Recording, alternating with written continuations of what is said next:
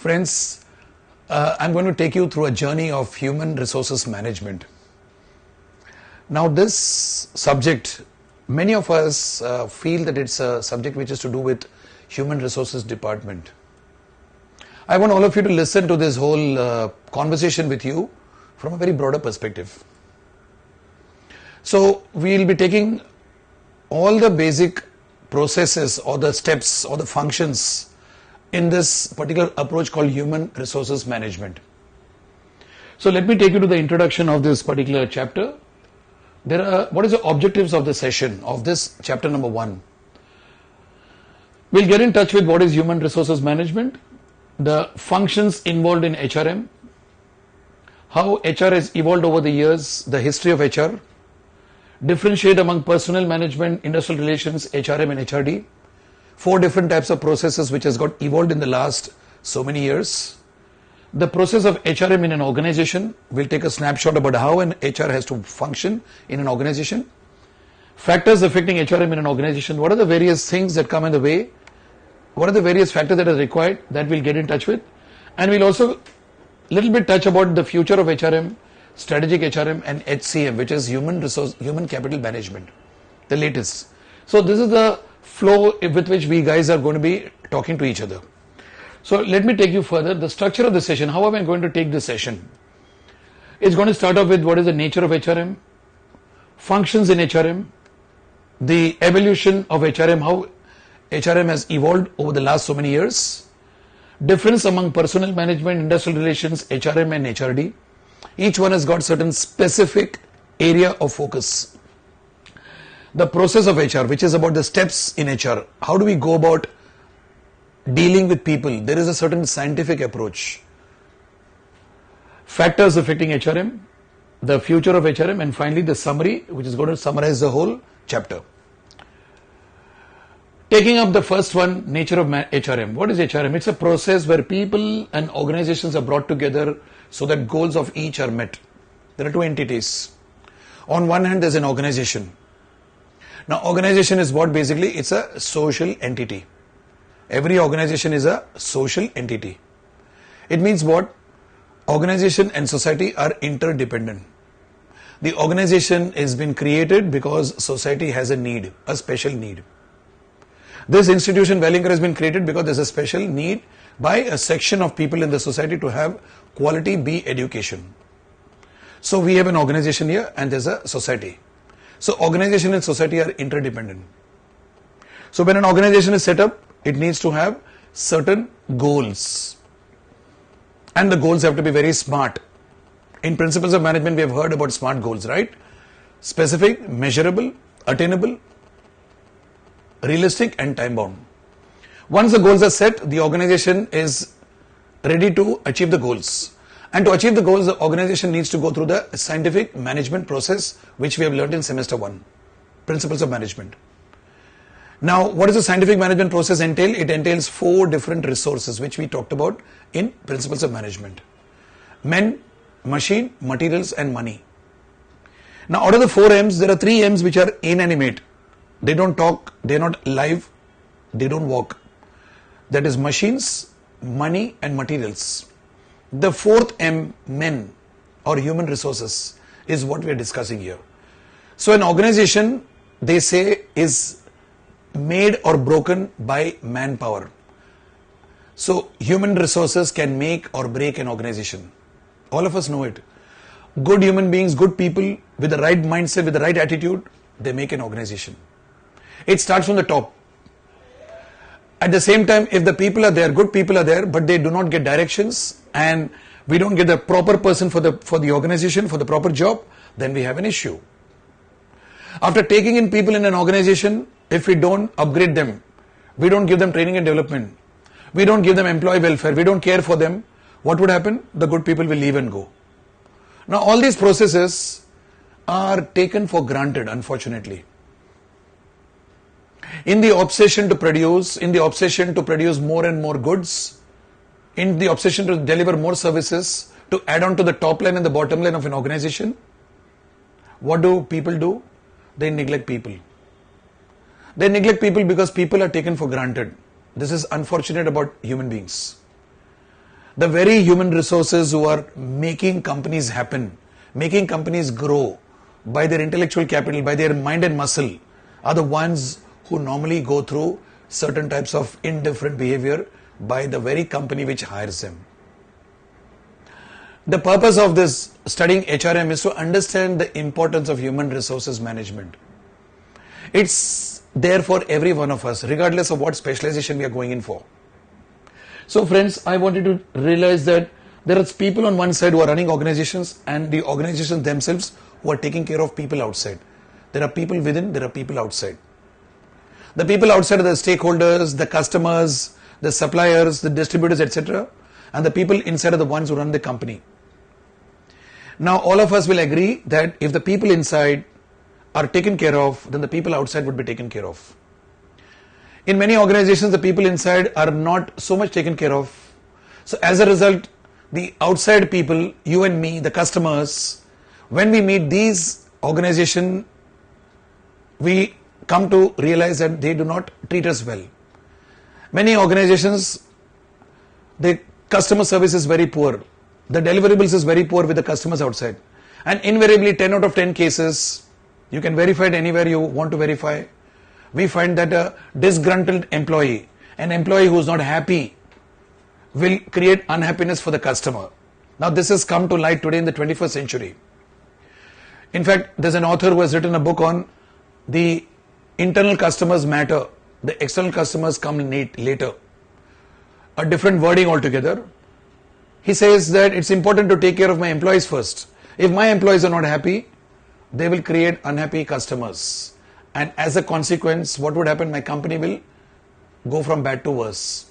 Now this is something few companies realize, and whenever an angry customer or a disgruntled customer comes in front of you, you start doing a patch-up work rather than going to the root cause and understanding what has gone wrong.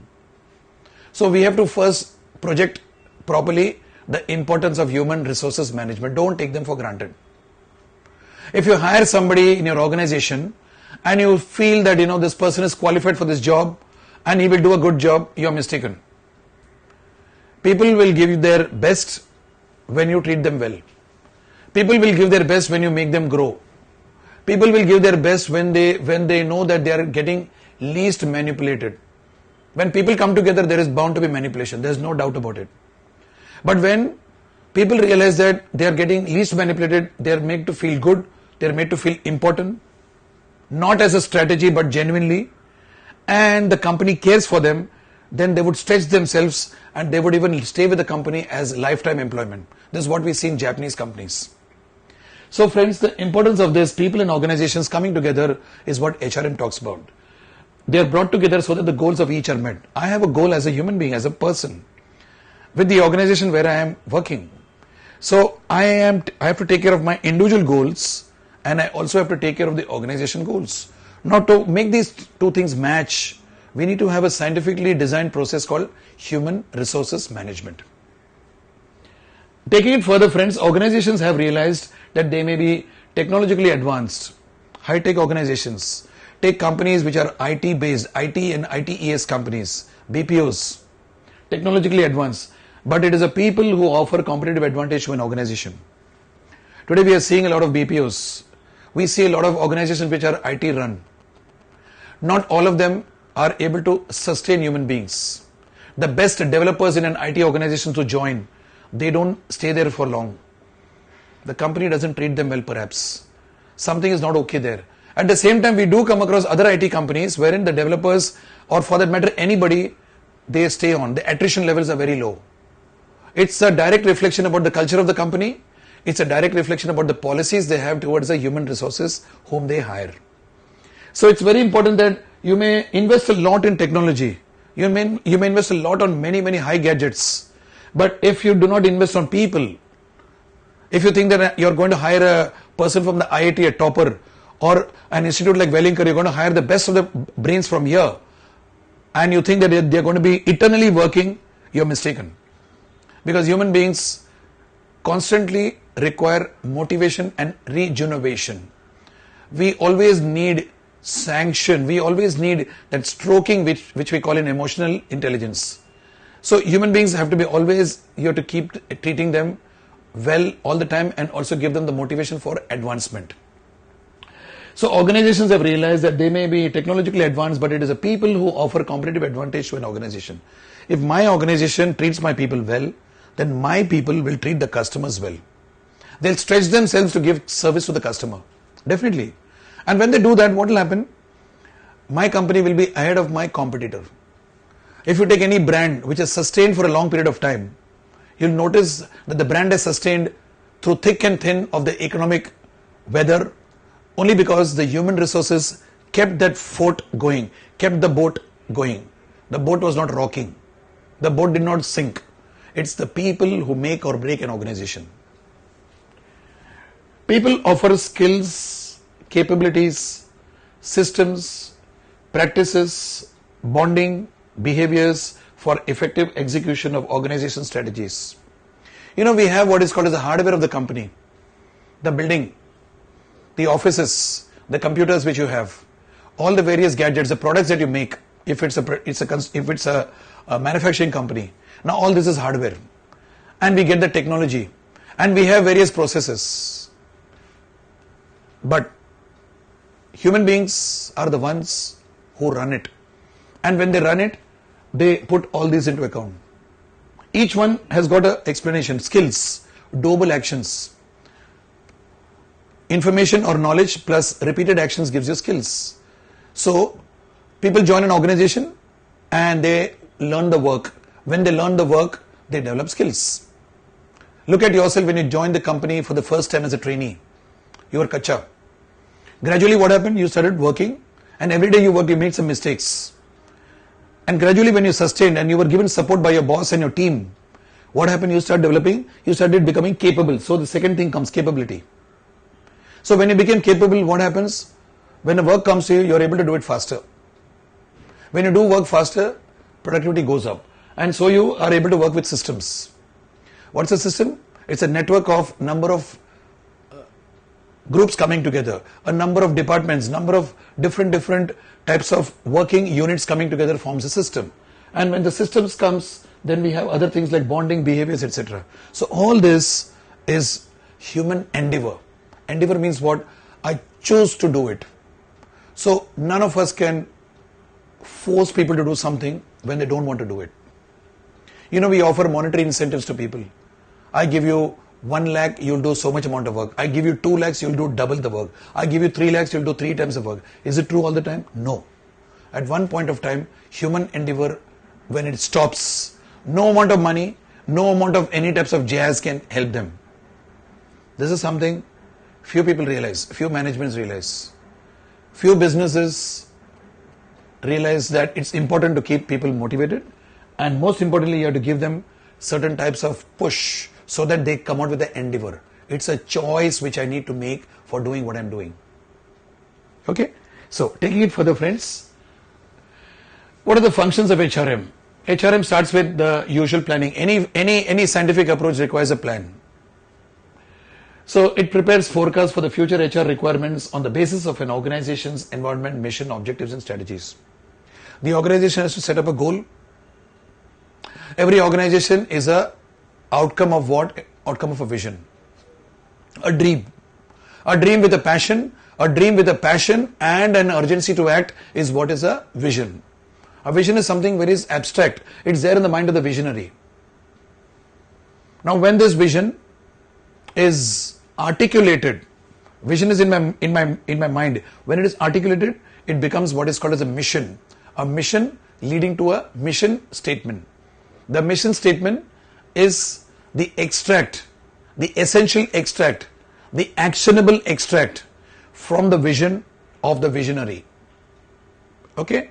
Now this mission has to be put in very simple terms. Each word should be very powerful enough to create that emotion to act, and this mission is articulated in the form of what is popularly called as a mission statement. So it's essential for us to understand that people have to be given the space for coming out with their own initiatives. Now this is easily said than done. That's why in many organizations HR has got a very bad name. We'll discuss what HR is supposed to do, but HR is not doing it in many organizations. So what are we doing in a planning in HRM? We prepare forecasts for the future HR on the basis of an organization's environment, mission, objectives and strategies. That means once I know my vision, I create the mission statement, then from there I create the strategy, which is nothing but a set of action plans to be done when we are going into the unknown future. There are two things. One, we heard about planning. We learnt about planning in principles of management. We also have strategic management. So what's the difference? The difference in strategic management, we have formulation, whereas planning is there in principles of management. What are we doing in formulation? The difference is that when the unknowns are too many, and the goals are also, we are not sure about which goal we'll be taking. We have some goal, but we need to be quick when the conditions change. That's the time strategy comes. Typical Warfield type of a situation. So once my vision is there, the mission statement is created and the strategy is created, then we have objectives and finally we have the goals achieving. Now this is nothing but I want to know in an organization how many people to employ, how many people to take in, how many people who will be taken in, how many are retiring and how many are resigning. So we have to have some sort of a numbers game. In large organizations, when you talk about large organizations like Lazarus Tobacco, Infosys, Wipro and all these large companies, they are hiring hundreds and thousands of people. So it becomes a major exercise. It's an exercise to know how much of cost is involved in hiring people, how many people are going to be retained, what's going to be the wage bill. There are so many things taken into account. So we need to have a very defined planning. Those of you who are going to be specializing in human resources management, you will be coming across a separate chapter only on manpower planning. So it's all about planning here, right? Next we go to staffing. Staffing is what basically, to put it in one single line, the right person for the right job. Obtaining people with the appropriate skills, abilities, knowledge and experience and expertise to fill jobs in the organization. This involves human resource planning, job analysis, recruitment and selection. A little too worded. In simple terms, there's a job profile which we create, and in the job profile it's mentioned that we want a person, let's say with 3 years of experience, mechanical engineer from Bombay University, having worked in the site for about 3 years. Okay, this is the type of profile which we give. So based on the profile, what happens? We conduct an interview. We draw in applications to the recruitment process. And then when the applications come, we select the right person for the right job. This whole process is staffing. That's what you're doing in staffing, right? Now we take it further. Developing. Next is developing. What is the development? Development is nothing but making the person take up higher levels of responsibility. I gave this example in my classroom about how training and development can be easily understood. See, we have a behavior B1. This behavior B1 gives you a certain performance P1. Behavior can't be measured. Performance can be measured in terms of tangible output. Let's say behavior B1 is giving an output of 100 units P1. When I'm developing the human being, I'm converting him from behavior B1 to B2, which is a higher order behavior. So this B2, we expect an output P2 which is greater than P1. If B1 is giving an output of 100 units P1, then when he comes to B2, he must give an output of, let us say, 200. So P2 should be always greater than P1. Now when I talk about development, I am talking about the human skills development, which has to come out in the form of a output development also. Now all this comes under an area called performance management, which we'll be discussing at a later stage in one of the later chapters. So developing means analyzing learning requirements to ensure that employees possess the knowledge and the skills to perform the jobs satisfactorily and advance their career. All of us have got ambitions, isn't it? So we don't join a company and we join a company as a trainee and retire as a trainee. Nobody does it. So when we are in the organization, I've got a certain limited body of knowledge with me. I come with my qualifications. I'm a mechanical engineer, for example. I come with my mechanical engineering qualifications. I joined a production center, a unit. Now when I'm working there, I'm come with a limited knowledge. With every days of working, my experience keeps on adding.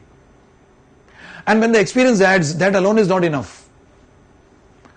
There are certain higher functions which the management wants me to take over, because they want me to grow, and also because there are vacancies at the top. So for this purpose, I need to have superior skills. Let's say, for example, a salesman. A salesman is promoted based on the sales that he does. The medical rep profession, okay, they get promoted by the sales that they do, the number of units of whatever they are selling. Now, he is good in sales skills. Now, if I have to develop him to become an area manager, in pharma companies, we have a position called area managers, just above the medical reps. Then what happens is area manager is a person who has to have the additional skills of managing people. So I have to develop him. If I merely take him as a person who is very successful in selling and I assume that he is going to become a good area manager and under whom number of medical reps will be working, I am mistaken. I have to first develop him into learning to handle people skills. Now that comes under development. So the knowledge and the skills he needs to have for making things happen. That's very important. So that's one of the development or developing is one of the functions of HRM. Next comes the function of monitoring, in which we are going to be covering job evaluation, performance appraisal, pay and benefits. It's nothing but, when people are working, why would a person come and work in an organization? An organization is a social entity, I said, right? An organization is promising to deliver something to the community outside. The community are the customers, right? Now imagine every organization is making a promise to the society, right? I'll give an example. There's a restaurant, and in the restaurant every day we go and we have our snacks or whatever. Let's say we go for a vada sambar, and when we go to the Udupi restaurant for having a vada sambar, we order for a plate of vada sambar and 2 vadas are coming in a plate. Now today when I go to the restaurant, I'm finding that 2 vadas are of the same size. We are used to this, nothing great about it. Now imagine I go to a restaurant, a very peculiar restaurant, in which 1 vada is big and 1 vada is small. And I ask the waiter, what's the matter? The waiter says, well, today, the chef was not he was not in a mood to work, so he made vadas of different dimensions. No standardization. So I go away. If I am a person who loves thrill, I may come on the 3rd day. On the 3rd day when I come there, I may find that both the vadas have become smaller. Not because of economical reason, but because the cook did not have a mood to make the vadas properly. The 4th day, as an adventurist, again I go there, I find that it is back to square one. Now tell me one thing, would you like to go to such a restaurant on a normal day? No. Okay, people are shaking their heads. Why would you not like to go? Because that particular organization, that particular restaurant does not have consistency. So one of the hallmarks of an organization is it should have consistency. What does it mean? Every day I go to a restaurant, I must get a predictable size of vada, or a predictable size of idli, or a predictable taste of a chutney or a sambar. Right? Now, all of us look for it, isn't it? When we go to any organization, we are looking for consistency. First hallmark of an organization. When an organization is making a promise to the world outside, it has 2 things. One is consistency. The second one is dependability or reliability. Dependability or reliability. What does it mean? It means that the organization has got certain things, certain projections to the world outside. It says, I'm promising you quality. These are the timings in which the restaurant will be open. We open at 6 a.m. and we close at 9 p.m. or 10 p.m., whatever time. Now when they say 6 and 10 and then they say Monday is closed or Thursday is closed, now it is expected that on Thursday the restaurant is closed. It is expected that from 6 to 9 it is open, 6 a.m. to 9 p.m. But imagine on a Thursday you are walking by the restaurant and the restaurant is open. And you go and ask the person sitting at the cash counter, how come it is open? And today hum log ko mood laga, we just wanted to keep it open. Okay? On another day you go, on a Sunday you're taking a family out because Sunday the restaurant is supposed to be open and Sunday it is closed. Why? Because the owner has suddenly felt like going for a vacation. Now would you like such a scenario? It sounds hilarious. So the point I'm driving home is, friends, we need consistency of the product or the service. We also need a dependability of the working of the organization. Make a note of it. Consistency of the product or the service that is being offered as a promise, and we also need a dependability or reliability of the people who are running the organization. Now these two have to come. To make these 2 things happen, what is the most important foundation? Discipline. Organizations need to have a discipline when they make a promise. organizations need to have a discipline when they make a promise. Now, are human beings who run the organizations naturally disciplined? Are human beings who run the organizations naturally disciplined? The answer is no. All of us love our freedom. All of us love our freedom, isn't it? Now, to put somebody into a discipline, he'll ask for something in return. To put somebody in discipline, he'll ask something in return. So, a free thinking individual, a free spirited human being, when you hire him in an organization, he's definitely going to look for something in return. He says that I'm giving away my freedom to stay with you from 9 to 5 every day. What are you going to give me back in return? So the organization will say that fine, I'm giving you salary. Salary is for the work that he's doing. But over and above that, to make him stay there and to make him grow and to make him feel that he belongs to the place, we need to do something more. I'm talking to you right now. Now, what is motivating me to do this? I can talk from two different angles. One is I've been told to do it, so I'm doing it. And it will show the way you're listening to me. On the other hand, I can say nothing doing. I have come here, I'm enjoying it because of the conditions available here, because of the motivation I've got from the institute, which is a fact, and hence I enjoy doing what I do.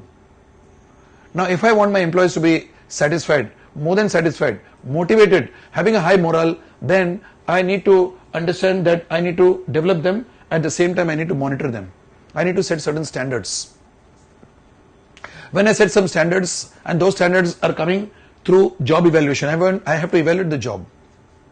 Which job has got what value? Because when I know what job has got what value, I know how much to pay the employee in terms of salaries and incentives and bonuses. Performance appraisal, I need to know how well the job has been done.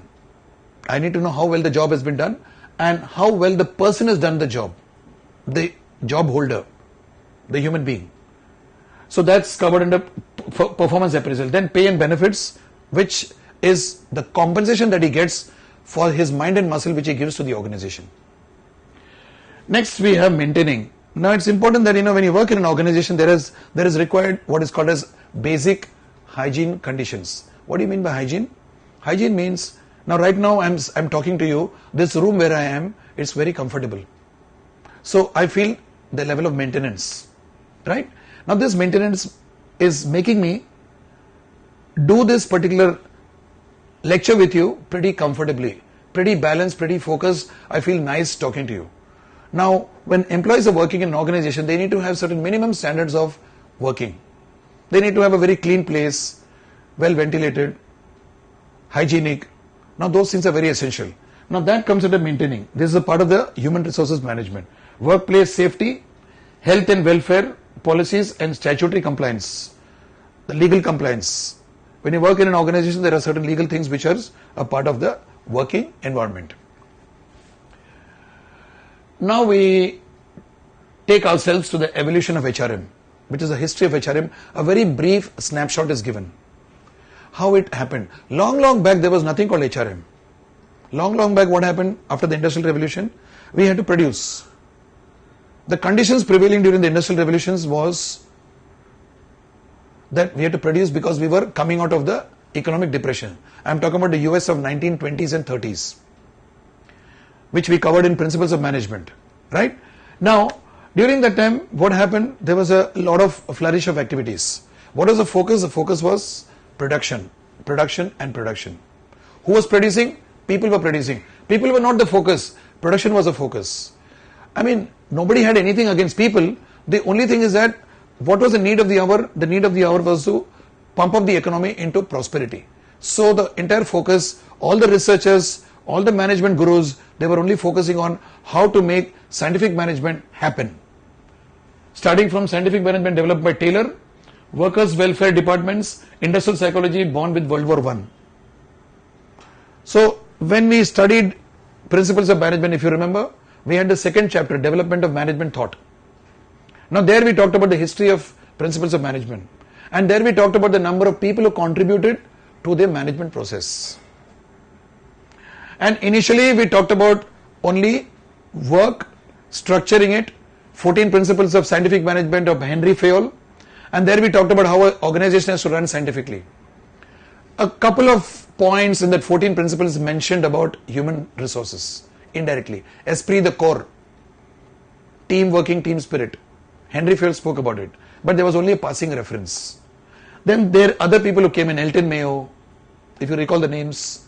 Then we had Henry Gantt. Then we talked about Mary Parker Follett, who talked about behavioral sciences. Then we had Lillian Gilbreth, who talked about the role of psychology of the human beings who are working there. Those were the gradual, little by little, the starting point of what we popularly called it as HRM and organization behavior, which is a subject again we are dealing in this semester. Right? So, between 1890 and 1910, scientific management developed by Taylor, workers' welfare departments, industrial psychology, born with World War I, a snapshot. I am not going into the details of it. Then came the next period, 1930 to 1945, which is a post-depression period in the US.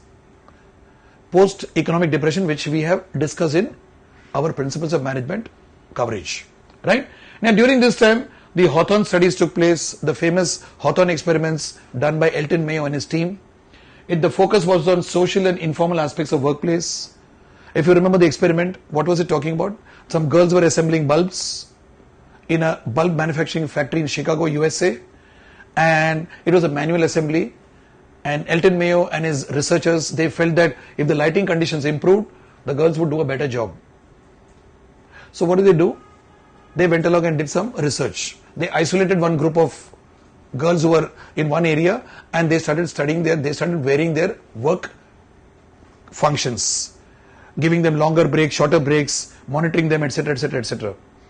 And thereby they established a correlation between three factors: lighting conditions, human motivation, and productivity.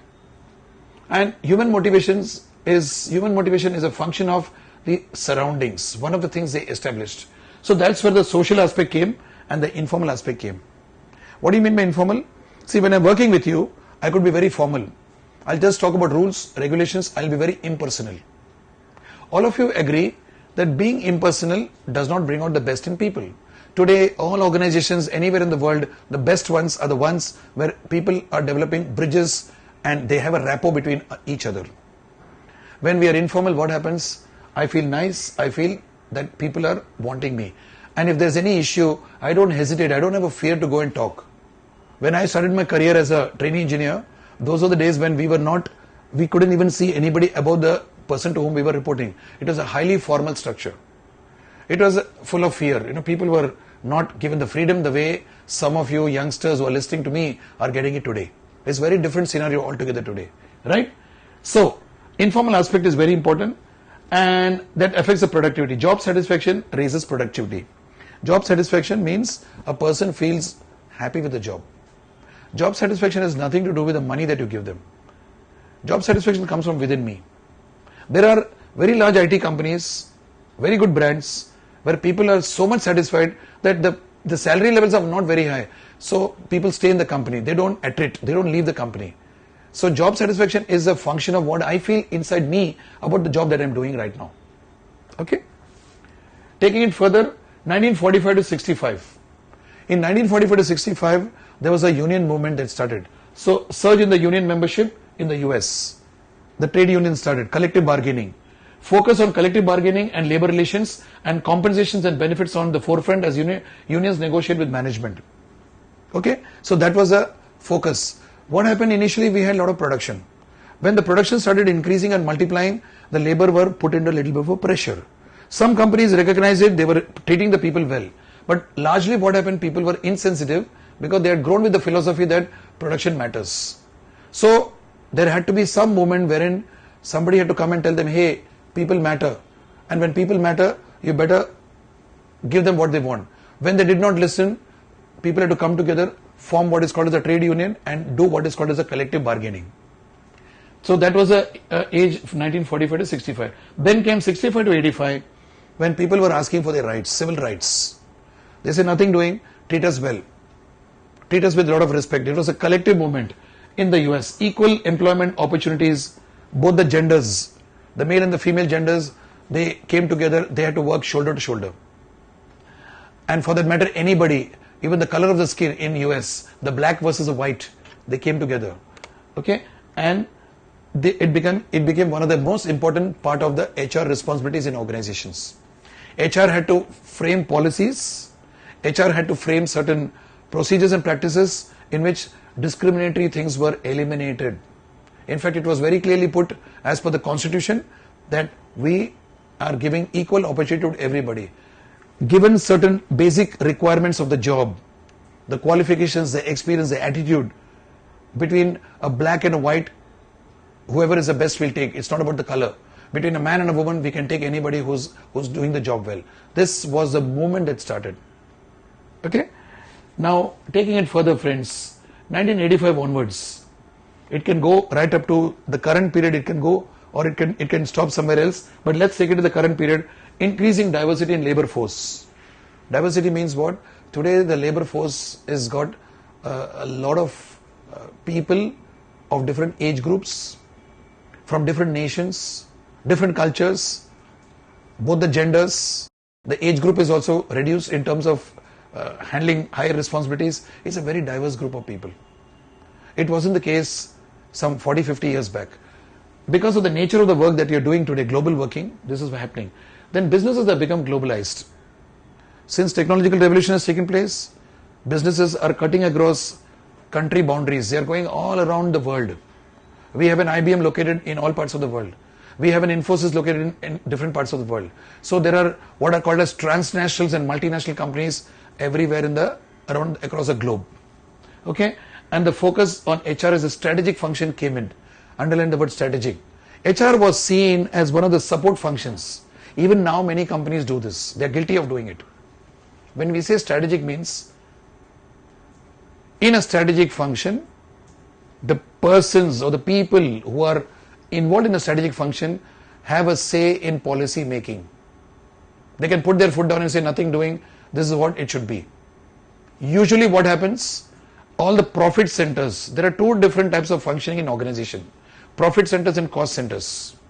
In fact, there's a third center which some of us are articulating, we call it investment centers. Human resources actually is an investment center, not a cost center. So conventionally it was believed that profit centers, marketing, production, all those things in which we can see the profits coming right in front of us immediately are seen to be focused more by many organizations. HR was seen as a back office function. Even today many companies do it. And so what they say is that they feel it is not a strategic requirement.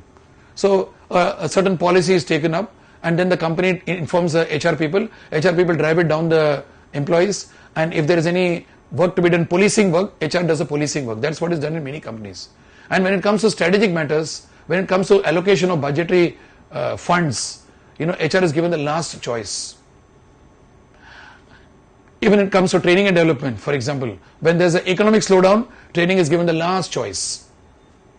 Now that is not strategic. When a strategic means the HR department works with a lot of its own self-esteem, as much self-esteem as all the other departments which are given a blue-eyed boy treatment. It's very important. Few companies have got HR departments which are strong and which actually say something and the top management listens and takes action. Now that's the type of strategic function that today we are into. Okay? HRM concepts and concerns integrated into overall strategic planning to cope with rapid changes, intense competition and pressures for increased efficiencies. A very long wording. Today, HRM is not a department. We have an HR department wherein I would say that the future scenario would be the HOD doubles as an HR person.